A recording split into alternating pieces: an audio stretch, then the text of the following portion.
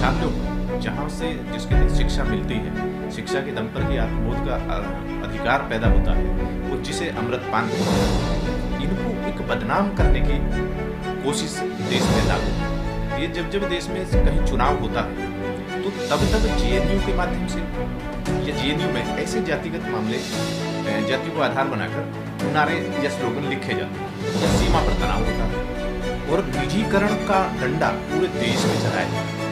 निजीकरण के नाम पर देश के जो आर्थिक रूप से कमजोर लोग हैं उनके भी अधिकारों को हड़पा जा रहा है और जो संवैधानिक रूप से जो सामाजिक आर्थिक राजनीतिक रूप से और शैक्षणिक रूप से पिछड़ा वर्ग रहा या अनुसूचित जाति वर्ग रहा है उनके भी संवैधानिक पद प्रतिनिधित्व जो अधिकार हैं उनको हड़पने का एक साथ त्रिसूत्रीय कार्यक्रम किया जाता है।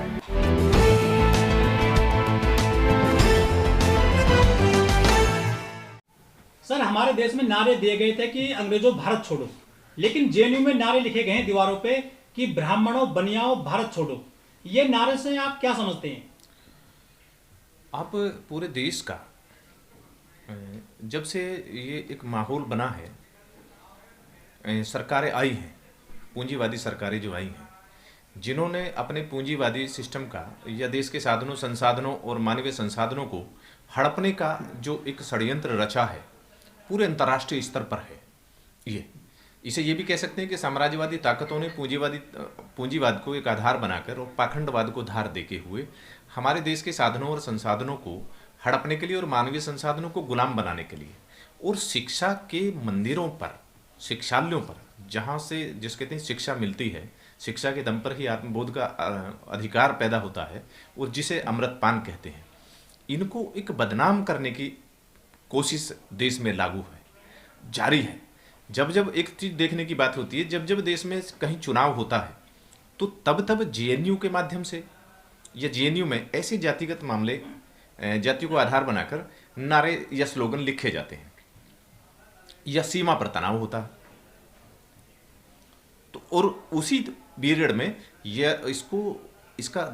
है नैरेटिव ये बनाया जाता है पूरे देश में कि सीमा पर तनाव करके चुनाव के समय पे वहाँ राष्ट्रवाद का एक जो एजेंडा चालू किया जाता है। और जेएनयू जैसी यूनिवर्सिटियों में जहाँ पर देश के गरीबों के, पिछड़ों के, SC ST जो वर्ग के जो बच्चे हैं जो पढ़ते हैं और वहाँ छोटी छोटी बातों पर भी मतलब देश में एक माहौल बनाते हैं, उन कैंपसों को बंद करने के लिए, उसे बदनाम करने के लिए और एक जातिगत एजेंडा अपर कास्ट को अपने साथ जोड़ने का ये एक नफरत का एजेंडा है।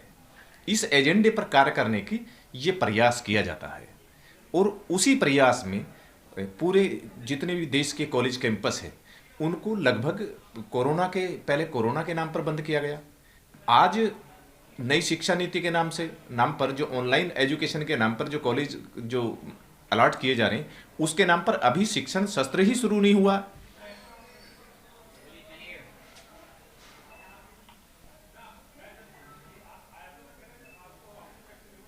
जी, शिक्षण सत्र शुरू नहीं हुआ तो इसका क्या कारण है? और निजीकरण का डंडा पूरे देश में चलाया जा रहा है। निजीकरण के नाम पर देश के जो आर्थिक रूप से कमजोर लोग हैं उनके भी अधिकारों को हड़पा जा रहा है और जो संवैधानिक रूप से जो सामाजिक आर्थिक राजनीतिक रूप से और शैक्षणिक रूप से पिछड़ा वर्ग रहा या अनुसूचित जाति वर्ग रहा है उनके भी संवैधानिक पद प्रतिनिधित्व जो अधिकार हैं उनको हड़पने का एक साथ त्रिसूत्रीय कार्यक्रम किया जाता है। लेकिन सर, हमारे देश में सैकड़ों यूनिवर्सिटीज हैं, हमेशा जेएनयू से ही क्यों ऐसी आवाज निकल के आती है देश विरोधी या ब्राह्मणों के खिलाफ, जाति के खिलाफ या किसी धर्म विशेष के खिलाफ? देश में देश की राजधानी है दिल्ली और यहाँ पर जेएनयू है और जेएनयू का एक अंतर्राष्ट्रीय मानक है। जेएनयू का जो बौद्धिक स्तर है वो इतना ऊंचा है कि पूंजीवादी जो व्यवस्थाएं हैं, जो साम्राज्यवादी व्यवस्थाएं हैं, वो एकदम से जेएनयू जैसी कॉलेज कैंपस से, यूनिवर्सिटियों से घबराती हैं।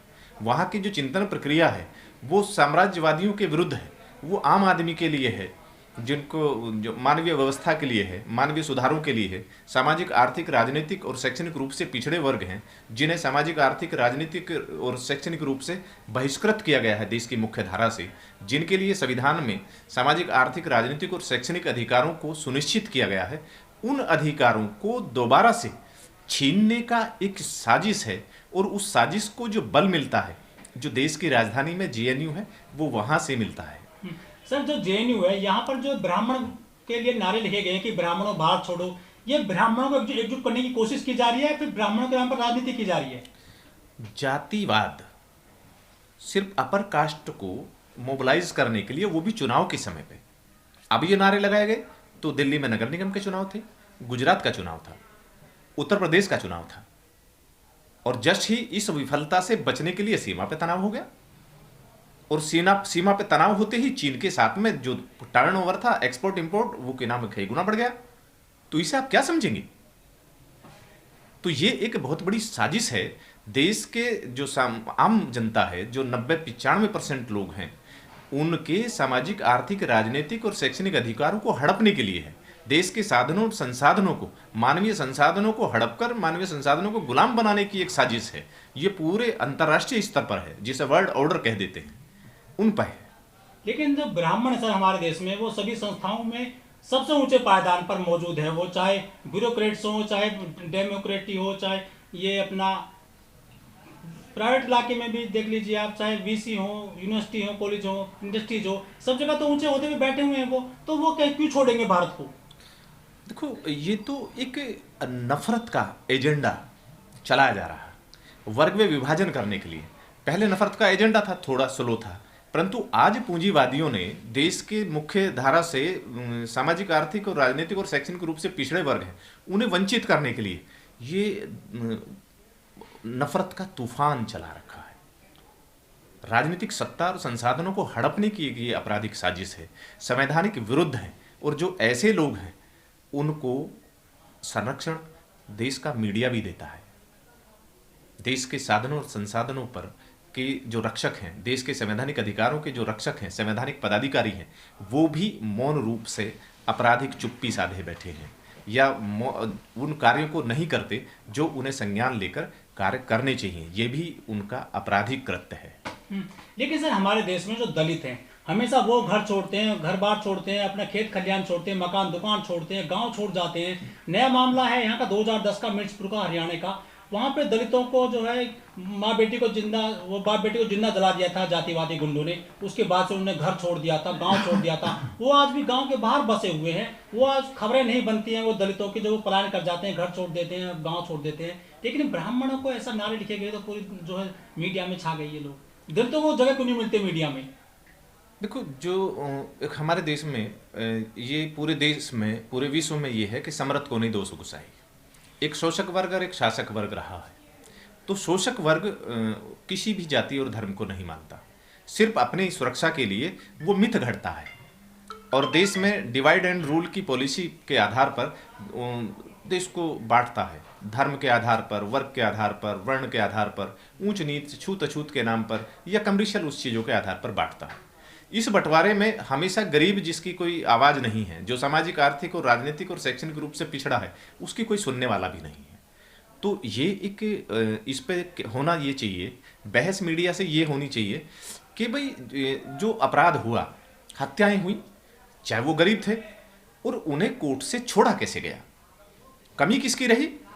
शासनिक प्रशासनिक पदों पर बैठे हुए जो लोग हैं, जो शासनिक पदाधिकारी हैं, प्रशासनिक पदाधिकारी हैं, पुलिस अधिकारी हैं, जांचकर्ता है, उनकी कमी है, उनको दंडित करना चाहिए। अगर अपराधी नहीं मिला, हत्याएं हुई हैं, ये सत्य है, साक्ष्य और प्रमाण नहीं मिले तो उसका दोषी कौन है? तो ऐसे क्षेत्र के जो शासनिक प्रशासनिक अधिकारी हैं, जो संवैधानिक पदाधिकारी हैं, उनके खिलाफ संज्ञान लेना चाहिए, उन्हें दंडित करना चाहिए। तब ये होगा तो देश से अपराध और ये जो आपराधिक प्रवृत्ति है ये खत्म हो जाएगी। सर जो वेस्ट उत्तर प्रदेश है, यहाँ पे जो हिंदू मुस्लिमों के घर होते हैं, वहाँ दलित गांव छोड़ देते हैं, उन पे घरों पे नारे लिखे जाते हैं कि पलायन कर जाएंगे हम। ब्राह्मणों का कहीं जिक्र नहीं होता कि ब्राह्मण घर छोड़ गए, अपना खेत खलियान छोड़ गए। शासक और शोषक दो वर्ग हैं। जिसने साहित्य लिखा और साहित्य लिखकर अपने लिए विशेषाधिकार अर्जित किए, तो यहाँ पहले हमारे साहित्यों में वर्ग रहा ब्राह्मण। ब्राह्मण कोई जन्म से पैदा नहीं होता। आप साहित्यों को देखेंगे और उसमें कहा गया मुख से, मतलब मानसिक शक्तियों से ब्राह्मण पैदा होता है। जो कंठस्थ करेगा, चरितार्थ करेगा, सत्यार्थ करेगा, वो ब्राह्मण है। जो अथो जिस कहते हैं ना, इसके लिए उस ब्राह्मण बनने के लिए उसको श्रमण बनना पड़ता है। अथो गुरुमक्कड़ी जिज्ञासी, उसके लिए श्रवण करेगा, भ्रमण करेगा तो ब्राह्मण होगा। जो इन शक्तियों को प्राप्त करने के बाद लोकहित और मानवता की बात करेगा वो ब्राह्मण है। लेकिन बिल्किस बिल्किस बानो वाले मामले में तो सारे ब्राह्मण है, छोड़ के संस्कारी बताया गया था उनका बलात्कारियों को। और ऐसा ब्राह्मण जो लोकहित और मानव हित की बात करता है, उसकी हत्या या उसका विरोध करना भी पाप होता है। परंतु आज ब्राह्मण कोई है ही नहीं, न के बराबर है, पंडित भी नहीं है, सिर्फ राजनीतिक पुजारी है, जो राजनीति का और धर्म का निजीकरण किए हुए हैं, जाति के नाम पर या कुल के नाम पर। तो इसे एक जाति के नाम पर या ब्राह्मण के नाम पर एक दूसरा माहौल बनाने का प्रयास किया जाता है। मेरी नज़र में आज कोई ब्राह्मण नहीं, बहुत कम ब्राह्मण बचे हैं, पंडित न के बराबर बचे हैं, राजनीतिक पुजारी बचे हैं, जिन्हें पूजा, अर्थात पूजा का मतलब है पूरी जानकारी, किसी विषय की पूरी जानकारी नहीं है। जो आज जाति और धर्म की बात कर रहा है, वर्ग विभाजन की बात कर रहा है, नफरत की बात कर रहा है, वो ब्राह्मण नहीं हो सकता।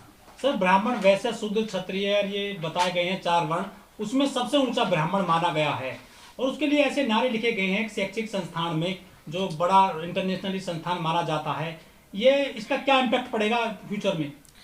हमें मीडिया को जातिगत मुद्दों से दूर रहना चाहिए, संवैधानिक अधिकारों पर बात करनी चाहिए। और जो नफरत का एजेंडा पूंजीवादी शक्तियों का है, साम्राज्यवादी शक्तियों का, और जो पाखंडवादी शक्तियां हैं, जो धर्म और जाति के नाम पर अपने विशेषाधिकारों को निजी बनाए रखना चाहते हैं, कुलीन तंत्र समाज पर और देश पर थोपना चाहते हैं, इस नफरत के एजेंडे को, नफरत के तूफान को हमें उजागर करना चाहिए। और संवैधानिक हितों के लिए हमें आवाज़ उठानी चाहिए। और संवैधानिक पदों पर बैठे हुए लोग हैं, उनसे न्याय की संवैधानिक संज्ञान लेकर संविधान द्रोहियों पर, और जो संविधान द्रोह है वही देशद्रोह है, उनके खिलाफ कानूनी कार्रवाई करने की मांग करनी चाहिए। और नहीं तो हम ब्राह्मण में या वैश्यों में उन चीज़ों में हो जाएंगे तो मानव हित और संवैधानिक हित और देश का हित असुरक्षित हो जाएंगे, देश की एकता और अखंडता खंडित हो जाएगी। इन्हीं हितों से, इस नफरत के एजेंडे को खत्म करने के लिए ही संविधान में, संविधान सभा द्वारा और बाबा साहब संविधान निर्माता, विश्व ज्ञान ज्योति के जो प्रतीक जिन्हें कहा जाता है, डॉक्टर भीमराव अम्बेडकर, उन्होंने कहा था कि देश बार बार गुलाम ना हो, इसलिए जाति, धर्म, लिंग, भेद, भाषा के आधार पर सार्वजनिक चर्चाओं को निषिद्ध किया गया था। संविधान, उस चुनाव के समय पर संविधान के आधार पर चर्चा होनी चाहिए, संवैधानिक अधिकारों पर चर्चा होनी चाहिए, मानव अधिकारों पर चर्चा होनी चाहिए। उस पर चर्चा हम करेंगे तो देश का विकास होगा। इस वीडियो में कही गई सभी बातें वक्ता की अपनी राय है, जिसकी पुष्टि हम या हमारा चैनल नेशन टाइम नहीं करता।